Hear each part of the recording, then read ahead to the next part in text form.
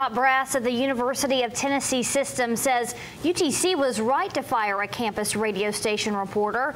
This after the reporter published a story about Cleveland high school students meeting with state lawmakers in Nashville. Now the question is, did Jackie Helbert appropriately identify herself as a reporter in front of a public figure? James Torres spoke to media ethics experts to get their take on this controversy. James. Calvin, Latricia, Helbert is accusing lawmakers involved in her story of threatening to cut funding to UTC if they didn't fire her.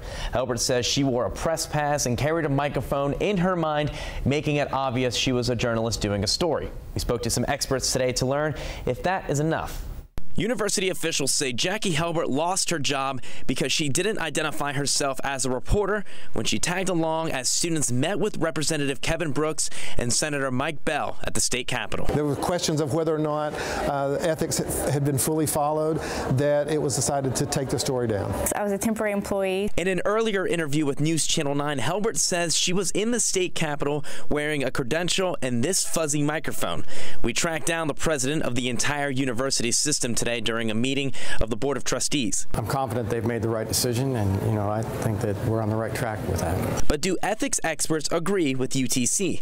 Today we spoke to Lee University journalism professor Dr. Michael Finch on whether carrying those tools of journalism establish enough credibility. I think that it's that a reporter needs to be fully transparent, and so just assuming that is actually an error. He says that idea, according to the Society of Professional Journalists, is different when talking to public officials. In a statement from the SPJ chairman of ethics, he says, quote, "I find it very difficult to believe any reasonable person would assume the meeting was somehow off the record.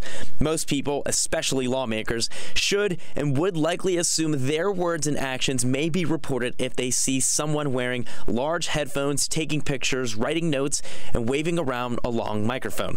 Dr. Finch says he always instructs his students to be as transparent as possible.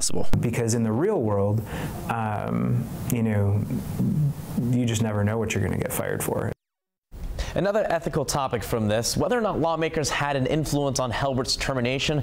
We'll tell you what the president of the university system says about that side of the story tonight at 6 o'clock. Calvin. Okay, thanks, James. National Public Radio released a statement saying, "We at NPR believe the decisions should have been left to the journalists in charge. Taking the decisions about enforcing ethics out of their hands did more to undermine the station's credibility than the original infraction." You can read NPR's full statement at newschannel9.com.